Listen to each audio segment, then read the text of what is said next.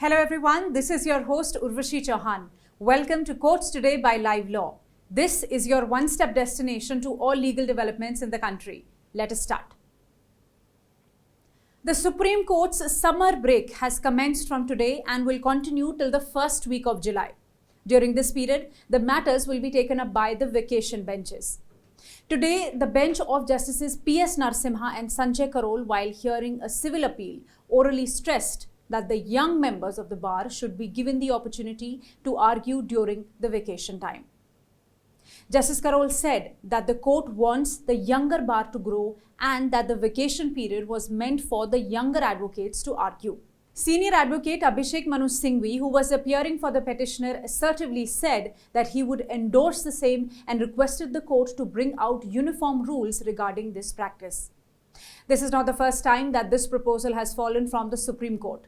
Last year, the bench of Justices Vikram Nath and Ehsanuddin Amanullah had made it extremely clear that senior counsels would not be permitted to mention or argue cases. While doing so, the bench had refused to hear as many as 4 senior counsels.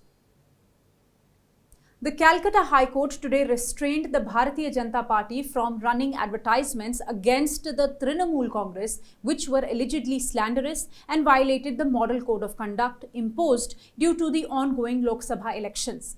A single bench of Justice Sabyasachi Bhattacharya, upon going through the advertisements, also slammed the Election Commission of India for its inaction on the matter till the present writ petition was filed.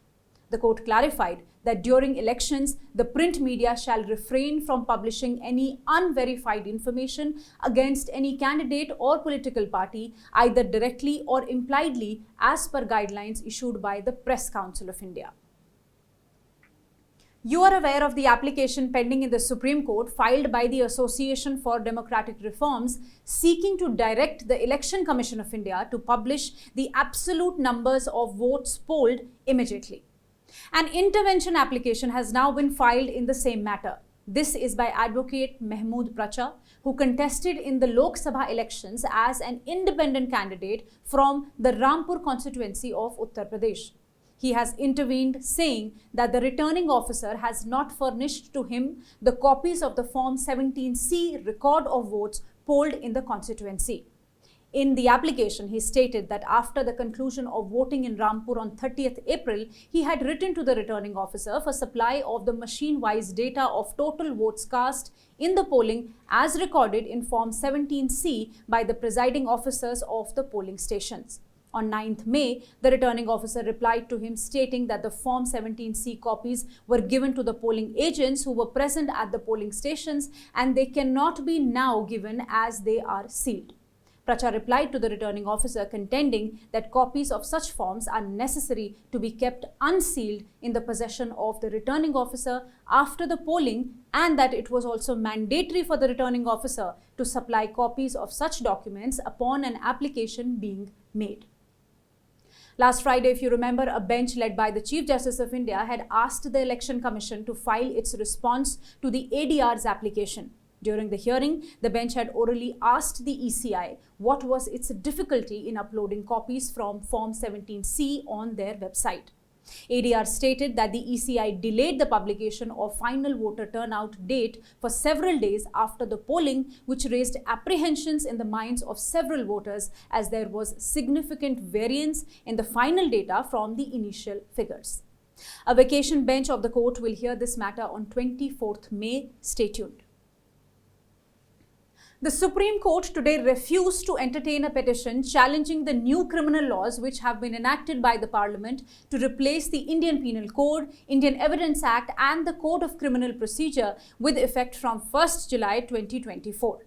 The PIL sought a stay on the implementation of the 3 new criminal laws as well as a direction for the immediate constitution of an expert committee under the chairmanship of a former judge of the Supreme Court to examine the viability of the laws. It avers that there were irregularities and discrepancies in the enactment of the 3 laws inasmuch as the bills were passed without proper parliamentary debate when most MPs were under suspension.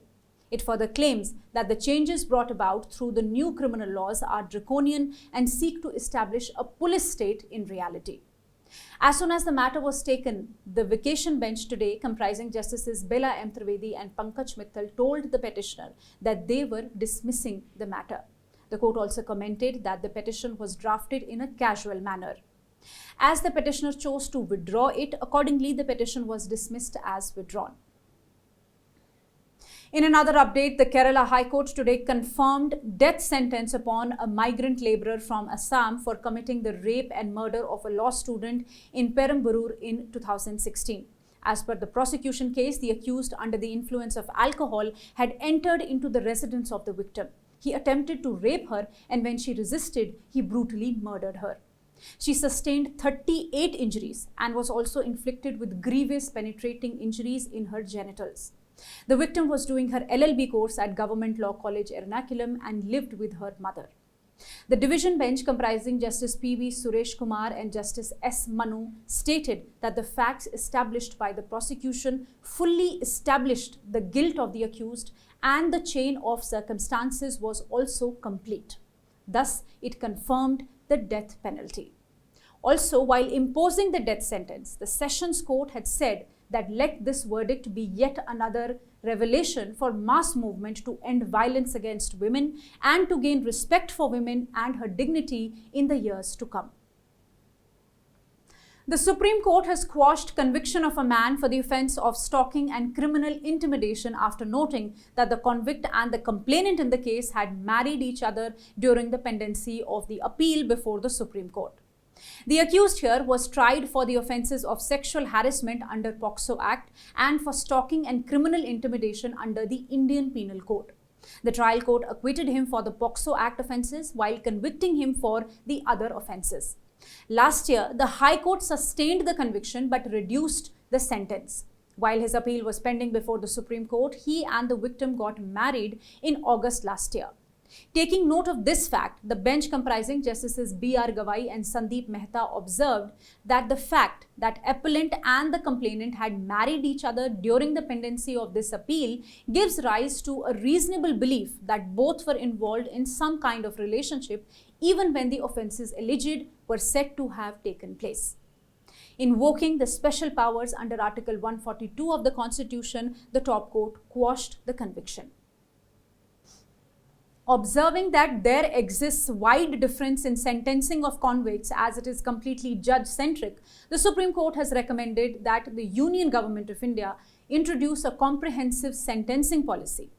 For those of you who do not know, various offences are mentioned under various statutes. Each offence is defined with its ingredients and the punishment, which may be imprisonment or fine or both.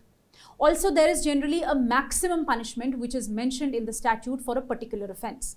So up to that maximum sentence, any can be decided and conferred by the judge.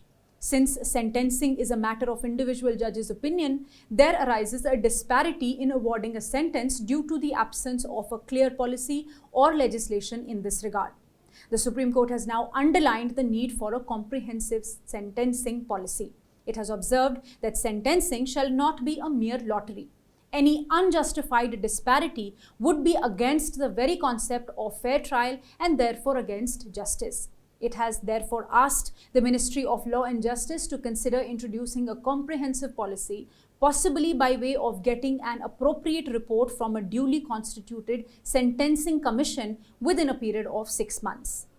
This was observed by the bench of Justices M.M. Sundaresh and S.V.N. Bhatti while deciding a matter where the trial in a POCSO case was completed in a day and the judgment was also delivered on the same day. The accused was not provided sufficient time to defend his case, and after 2 days of passing of the judgment, a hearing on the sentencing of the accused took place where he was awarded a death sentence. The High Court, upon reviewing the records, found non-compliance with various provisions of CRPC. It set aside the conviction and the sentence, ordering a new trial, and criticized the trial court's approach. 2 criminal appeals were then filed in the Supreme Court, one by the victim and the other by the trial court judge contesting the High Court's remarks against him. The Supreme Court has now dismissed this appeal. It was observed that at the very stage, including framing of charges, there was a constant denial of due opportunity and hearing to the accused, and the accused was denied the opportunity to defend himself. The appellant judicial officer was obviously acting in utmost hate is what the court has quoted. The Delhi High Court has dismissed public interest litigations seeking issuance of guidelines for putting a cap on airfares in order to prevent private airlines from charging arbitrary, irrational and exorbitant airfares for flights. A division bench comprising Acting Chief Justice Manmohan and Justice Manmeet Preetham Singh Arora rejected the pleas and observed that the counter affidavit filed by the Director General of Civil Aviation showed that the airfare pricing by the private airlines is not unchecked and it is being regulated by DGCA in accordance with the aircraft rules. The court said that the petitioners, while raising concerns about isolated incidents of spiked airfares, failed to substantiate their claims with any corroborative documents. It added that the aviation sector is a capital-intensive sector. So, the regulated free play given to the airlines to implement dynamic pricing of the fares for each flight is in conformity with the norms followed worldwide and appears to be essential growth of the said sector. If you wish to know more details about the cases I mentioned here, you can visit our website at www.livelaw.in. Stay ahead with quick legal updates only on Live Law. Do not forget to like, share and subscribe and support us. You can also support us by donating through the thanks button at the bottom of our videos or consider becoming a member at just 89 rupees per month.